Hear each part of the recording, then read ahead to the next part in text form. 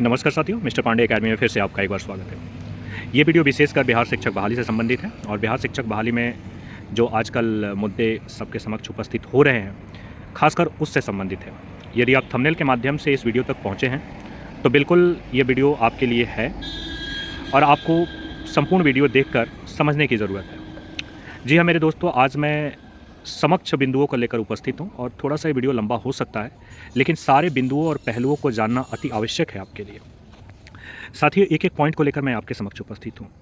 कल का जैसा कि सुप्रीम कोर्ट के डिसीजन के बाद, यानी अगर आप नहीं जानते हैं तो मैं आपको बता दूँ कि सुप्रीम कोर्ट में एक बहुत ही निर्णायक डिसीजन सामने निकल कर आया है। उत्तराखंड हाईकोर्ट के द्वारा एक डिसीजन पारित किया गया जिसमें यह स्पष्ट किया गया कि NIS जो DLED है, यानी NIOS के द्वारा जो भी अभ्यर्थी DLED किए हुए हैं वह उत्तराखंड में भी मान्य रहेंगे और उनको भी 1 to 5 में शिक्षक बनने का मौका मिलेगा। अब मैटर ये आता है कि उत्तराखंड हाईकोर्ट किसके बिहाफ पर यह डिसीजन दिया, तो उसमें स्पष्ट किया गया कि त्रिपुरा हाईकोर्ट और पटना हाईकोर्ट के बिहाफ पर यह डिसीजन को लिया गया है। चूँकि सबसे पहले इसकी आगाज़ पटना में ही हुआ था, यानी पटना हाईकोर्ट ने यह निर्णय दिया और उसके उपरांत छठे चरण में यहाँ पर बहाली की प्रक्रिया संपन्न हुई। ये बात कर रहा हूँ मैं 2019-20 की।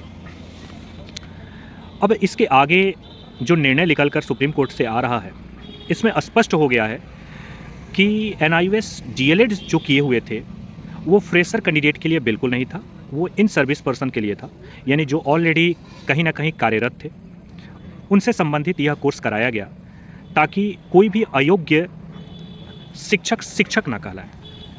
मेरा कहने का मतलब है कि जो शिक्षक अभी तक ट्रेनिंग नहीं लिए हैं उनको एक तरीके से ये ट्रेनिंग देने का प्रयास केंद्र सरकार के द्वारा किया गया, जिसमें प्राइवेट से लेकर गवर्नमेंट सभी तरीके के वो अभ्यर्थी जो ट्रेंड नहीं थे उन्होंने अपना समय निकालकर इसे करना प्रारंभ किया और किया भी। लेकिन पटना हाईकोर्ट के द्वारा जब डिसीजन पारित किया गया कि इन्हें फ्रेशर कैंडिडेट के तहत देखते हुए इनको भी गवर्नमेंट स्कूल में एक मौका मिलना चाहिए पढ़ाने का, उसी डिसीजन को सुप्रीम कोर्ट ने खारिज किया है। जी हाँ मेरे दोस्तों, उसी डिसीजन को किया है। अब यहाँ पर मैटर ये फंसता है कि NIOS द्वारा जो DLED अभ्यर्थी हैं उनका क्या होगा। तो मेरे साथियों, उनका डिग्री इनवैलिड नहीं किया गया है, डिग्री वैलिड है, लेकिन उनका कंडीशन निर्धारित कर दिया गया है कि ये सर्विस होल्डर के लिए वैलिड है। फ्रेशर के लिए यह डिग्री कागज़ की रद्दी के बराबर है। अगर कोई फ्रेशर कैंडिडेट है और वो चाह रहा है कि हम सरकारी में फॉर्म फिल करें इस डिग्री को ध्यान में रखकर, तब यह अब के समय से यह मुश्किल होगा, क्योंकि इसी के संबंध में यह केस किया गया था। अब इसमें एक बहुत बड़ा प्रश्न चिन्ह खड़ा होता है कि बिहार में BPSC के माध्यम से प्रथम बार बहुत ही बड़े पैमाने पर 1,70,000 बहाली निकाली गई और बिहार सरकार की एक बहुत अच्छी पहल सामने नजर आई, जिसमें से अभ्यर्थियों की चयन संख्या 1,20,336 हुआ। गांधी मैदान से सबको पत्र बटा, बहुत सारे NIOS जो हमारे DLED साथी हैं 1 to 5 में अपना योगदान दिया, ज्वाइनिंग किए। ज्वाइनिंग उपरांत यह 28/11/2023 को डिसीजन सामने निकल कर आया। साथ ही साथ TRA 2 की भी घोषणा हो गई। 1,20,000 संख्या में TRA 2 को भी निकाला गया, जिसमें 1 to 5, 6 to 8, 9 से लेकर 12 तक सारी बहालियाँ इसमें सम्मिलित हैं। आपको मैं बताना चाहूँगा कि 6 to 8 में जो ऐसे अभ्यर्थी हैं जिन्होंने DLED करने के बाद ग्रेजुएशन किया है वो 6 to 8 के लिए एलिजिबल है। वैसे में बहुत ही बड़े पैमाने पर एक संख्या है, वह संख्या NIOS DLED का है। यूँ कहें तो अब नए बहाली में उनकी जो पात्रता है वह पात्रता अपात्रता नहीं रहा, अब वह किसी भी प्रकार का सरकारी विभाग में एग्ज़ाम देने के योग्य नहीं है। जी हाँ, यह बात स्पष्ट है, सही है और इसमें आप कोई संदेह मत कीजिए। फ़िलहाल के डिसीजन से आगे क्या हो सकता है ये ना हम जानते हैं ना आप जानते हैं, लेकिन मैं यही कहूँगा कि DLED वर्सेस BEd हमारे पास एक बेहतर एग्जाम्पल है सीखने को और समझने के लिए, तो इससे ज़्यादा मैं कुछ आपको नहीं सजेस्ट करूँगा। साथ ही साथ एक और मैटर यहाँ फंसते हुए दिख रहा है कि TRE फर्स्ट में जो भी एनआईएस के द्वारा डीएलएड अभ्यर्थी योगदान दे चुके हैं उनके लिए एक बड़ी मुसीबत सामने आती हुई प्रतीत हो रही है। अब कहेंगे बहुत हमारे साथी कि सर ये कैसे आप बोल सकते हैं, हम लोग तो ज्वाइनिंग लेटर ले चुके हैं। मेरे साथियों, मैं आपको स्पष्ट कर दूं कि ये ज्वाइनिंग लेटर आपका फाइनल ज्वाइनिंग लेटर नहीं है, ये औपबंधिक ज्वाइनिंग लेटर है, यानी प्रोविजनल ज्वाइनिंग लेटर है। अब प्रोविजनल ज्वाइनिंग लेटर का कोई औचित्य नहीं होता है। साथ ही साथ और मैं बता दूं कि आपका 90 दिन कार्य पूर्ण भी नहीं हुआ है जिसके बिहाफ पर आप जाकर कोर्ट में ये बात स्पष्ट कर सकें। ये मेरे द्वारा बिल्कुल कहा नहीं जा रहा है, जो फैक्ट है मैं आपको बताने का प्रयास कर रहा हूँ। मैं बिल्कुल नहीं चाहता हूं कि जिन्होंने ज्वाइनिंग कर लिया है वह रिज़ाइन करे या फिर सरकार उनसे उनकी नौकरी छीने, लेकिन जो संवैधानिक दायरे के अनुकूल विधि व्यवस्था है उसके अनुरूप ही कोई सरकार, कोई विभाग ही कार्य करता है। अगर संवैधानिक दायरे से अगर कोई बाहर किसी भी कार्य को किया जाता है तो कहीं ना कहीं वो गलत पाया जाता है। तो मैं यही कहूँगा कि इसके लिए आपको थोड़ा सा इंतज़ार करने की और ज़रूरत है। लेकिन हाँ, खतरा मंडरा रहा है, खतरा आप पे भिड़ा हुआ है और निश्चित ही रेगुलर डीएलएड वाले अभ्यर्थी सक्रिय हो गए हैं। उन्होंने स्पष्ट वार्तालाप के बाद मुझे पता चला कि केस के लिए तैयार हो गए हैं। वो इस मैटर को लेकर केस भी डालेंगे, पटना हाई कोर्ट में भी चलेगा, सुप्रीम कोर्ट में भी चलेगा। अब कहाँ कहाँ केस का ब्यौरा जा रहा है ये मुझे नहीं अभी जानकारी दी गई है और मैं आपको भी साझा नहीं कर पाऊँगा, क्योंकि कुछ चीज़ उनकी गोपनीयता होती है जो वो साझा नहीं करना चाहते हैं। तो मैं भी उनके गोपनीयता पर कोई संदेह नहीं कर सकता, क्योंकि हर किसी का व्यक्तिगत अपनी गोपनीयता होती है। साथ ही साथ डीएलएड एनआईएस के जो हमारे अभ्यर्थी हैं वो भी सक्रिय हो गए हैं। वो भी अपने बातों को रखने के लिए पुनः याचिका दायरा जो विचार करने के लिए पुनः याचिका डाला जाता है, उसके लिए सुप्रीम कोर्ट में वह जाने की तैयारी कर रहे हैं। और बिल्कुल मेरे ख्याल से एक बार जाना चाहिए, जाकर देखना चाहिए कि क्या विधि व्यवस्था कह रहा है। खासकर छठे चरण के लिए तो मेरे ख्याल से बहुत ज़्यादा दिक्कत तो नहीं होना चाहिए, लेकिन कुछ कहना अनुचित होगा। और जैसा कि आपको पता ही है कि आज पटना हाई कोर्ट में एक बीएड को लेकर मामला चल रहा था, यानी जिस प्रकार आपको ज्ञात होगा कि डीएलएड वर्सेस बीएड का केस चला, उसके उपरांत जो रिज़ल्ट आया उसी के आधार पर पटना हाई कोर्ट में भी एक याचिका डाली गई थी बीएड को बाहर करने के लिए छठे चरण से। उसकी आज सुनवाई ख़त्म हो चुकी है और उसका जो जजमेंट है उसे रिजर्व कर लिया गया है और उसका भी बहुत जल्द आपको रिज़ल्ट देखने को मिलेगा। अब क्या रिज़ल्ट होगा अब आने के बाद ही पता चलेगा। बहुत लोग का मानना है कि बीएड बाहर होगा, बहुत लोग का मानना है कि बीएड अंदर रहेगा। तो खैर, ना ही हम कोई जज के सदस्य हैं, ना ही हम कोई हाई कोर्ट के मेंबर हैं जो यह स्पष्ट कर सकें। हाँ, बस एक अनुमान लगाया जा सकता है कि हाँ आगे ये प्रक्रिया अपनाई जा सकती है, लेकिन इस पर भी थोड़ा सा वेट कर लेना ही उचित रहेगा।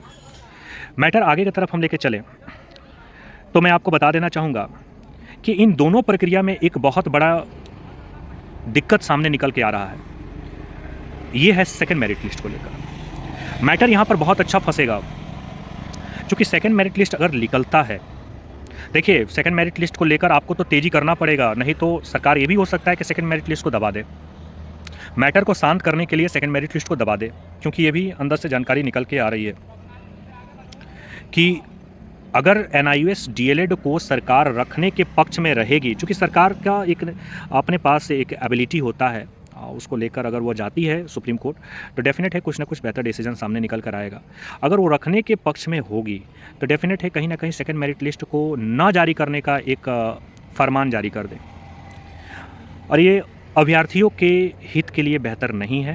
क्योंकि जैसे मुझे जानकारी मिला है तो मैं काफ़ी ज़्यादा ही इस पर गंभीरता से लेते हुए आपके समीप आने की कोशिश किया। अब आप समझ सकते हैं कि अगर मैटर दबाना होगा तो सेकंड मेरिट लिस्ट भी दब जाएगा, लेकिन अगर आप सेकंड मेरिट लिस्ट को लेकर टाइट रहिएगा तो बहुत ही ज़्यादा फ़ायदे में रहिएगा, क्योंकि सेकंड मेरिट लिस्ट में एनआईएस डीएलएड को छांट कर ही रिज़ल्ट विभाग दे सकता है, क्योंकि उन्होंने अपने स्पष्ट लेटर में यह साबित किया है। यानी जब रिज़ल्ट प्रकाशित होने वाला था उसके ठीक पहले एक उन्होंने लेटर जारी किया, और लेटर जारी में स्पष्ट किया कि कोई भी कानूनी दाव पेच के माध्यम से डिसीज़न लिए जाते हैं या फिर विभागीय डिसीज़न लिए जाते हैं, और यह जो बहाली है उसके हित में अनहित में होते हैं, तो वह डिसीज़न इस जो परीक्षा फल दिया जा रहा है उस पर लागू होगा। उसका सारांश यही है। तो इसे इग्नोर तो किया नहीं जा सकता है बिल्कुल, और उसी को आधार बनाकर डीएलएड रेगुलर केस करने जा रहे हैं। केस में स्पष्ट कहा गया है और यही आधार बनेगा, यही मूल बिंदु बनेगा और इसी के तहत हम लोग केस करेंगे और भी तमाम तथ्यों को जुटाने का प्रयास में लग गए हैं और मेरे ख्याल से बहुत जल्दी आपको देखने को ये मिल भी जाएगा। इसमें कोई ज़्यादा देरी होने वाला नहीं है। जिस तरीके से वो अपनी मंशा को दर्शा रहे हैं यह स्पष्ट दिख रहा है। इसमें एक बड़ी दिलचस्प घटना घटने वाली है। अगर एनआईओएस डीएलएड के जो साथी हैं, अगर नियोजित शिक्षक को रिज़ाइन कर यह ज्वाइनिंग किए होंगे, मेरी बात को ध्यान से सुनिएगा, ऐसे साथी जो ऑलरेडी शिक्षक के रूप में कार्यरत थे, पहले नियोजित शिक्षक के रूप में कार्यरत थे और वह रिज़ाइन करके पुनः उन्होंने ज्वाइनिंग किया होगा बीपीएससी टीआरई फर्स्ट में, अगर कहीं कोर्ट का फैसला यह आता है कि एनआईओएस डीएलएड को बाहर कर रिजल्ट दिया जाए तो फिर उनका क्या होगा? वो तो ना घर के हुए ना घाट के हुए। ऐसी स्थिति और परिस्थिति में वो कहाँ जाएंगे? ये एक बहुत बड़ा प्रश्न चिन्ह खड़ा करता है और ये जिसके द्वारा ये पूछा गया है, मैं उन मित्र को बहुत तहे दिल से धन्यवाद देना चाहूँगा कि ये वास्तव में प्रश्न उठता है। वो पहले भी रिज़ाइन कर दिए और फिर से एक नया टर्म आ गया। अब तो मैं यही कह सकता हूं कि जो नियोजित शिक्षक ऑलरेडी पहले से कार्यरत हैं, जो एनआईओएस डीएलएड के माध्यम से छठे चरण में नियुक्ति ले लिए हैं, उनको तो बिल्कुल रिस्क नहीं उठाना चाहिए, क्योंकि मामला जब कोर्ट का है तो कुछ भी डिसीजन आ सकता है। कम से कम आप जो एक दक्षता परीक्षा है उसके माध्यम से परमानेंट होने की तो उम्मीद रखते हैं, लेकिन टीआरई फर्स्ट में ज्वाइनिंग करके कहीं ना कहीं फंसने का एक जो चांस दिख रहा है वो खुल जाएगा रास्ता। एक सिचुएशन बहुत ही पैनिक हो जाएगा और मेरे ख्याल से इस मुद्दे को आप समझ सकते हैं, क्योंकि कोर्ट का डिसीजन कुछ भी हो सकता है। इसी प्रकार बीएड वाले बहुत कॉन्फिडेंस में थे कि 125 में हमें नहीं हटाया जा सकता है, हम गजट के थ्रू आए हैं, हम गजट के थ्रू आए हैं और अंततः हटा दिया गया। एनआईओएस संबंधित जो भी हमारे साथी थे भी बहुत कॉन्फिडेंस में थे कि हमें नहीं हटाया जाएगा, हम कैसे हटेंगे, हम तो सरकार के निर्णय के द्वारा आए हैं। उनको भी साइड कर दिया गया। यानी कोर्ट किसी भी प्रकार से पढ़ाई के साथ, योग्यता के साथ समझौता नहीं कर सकता है। आप इस बात को दिमाग में बैठा लीजिए, कोर्ट बिल्कुल नहीं कर सकता है। कोर्ट स्पष्ट यही मैटर अपनाया कि जो क्वालिफिकेशन रखा गया है उसमें कोई समझौता नहीं होगा, कोई भी समझौता नहीं होगा उसमें। और मेरे साथियों, ये बहुत बड़ी प्रश्न उठती है और ये कोई छोटा प्रश्न नहीं है। मैं यही कहूँगा कि आने वाला समस्या बहुत भयानक है और क्या हो सकता है क्या नहीं हो सकता है सब आपके समक्ष समय दर समय उपस्थित होते रहेगा। बस अपने धैर्य को बनाए रखें और कोई भी ऐसा कदम ना उठाएं जिससे आपको परेशानी झेलना पड़े। आज बहुत ही सराहनीय कार्य उन अभ्यर्थियों के द्वारा किया गया जो गर्दनीबाग में गए और जाकर अपनी बात को रखें कि सेकंड मेरिट लिस्ट निकाला जाए। और सेकंड मेरिट लिस्ट डेफिनेट आएगा ही, बशर्ते आप उसके लिए तात्पर्य हो जाए तब। अन्यथा सरकार भी ठंडे बस्ते में है और आपका मन भी ठंडा है, तो दो ठंडा मिलकर कहाँ से गर्म पैदा करेंगे? तो आपको खुद सोचना है कि आपको करना क्या चाहिए। मन तो ज़रूर ही विचलित है इस सारे मुद्दे को लेकर, लेकिन हमारे और आपके हाथ में जो है वही हम लोग कर सकते हैं। उससे ना अधिक कर सकते हैं ना कम कर सकते हैं। कम करना अपने हाथ में है, अधिक तो बिल्कुल नहीं कर सकते हैं। तो मैं यही कह सकता हूँ कि जो ये मुद्दा है इस पर एक बार अपना विचार जरूर रखिएगा, सोचिएगा ज़रूर। फिर मैं आपके समक्ष जल्द से जल्द उपस्थित होऊंगा। कुछ नए अपडेट आते हैं, कुछ नए थ्योरी आते हैं, कुछ नए चर्चा के साथ मिलते हैं हम लोग फिर। तब तक बने रहिए मिस्टर पांडे अकेडमी के साथ। जय हिंद।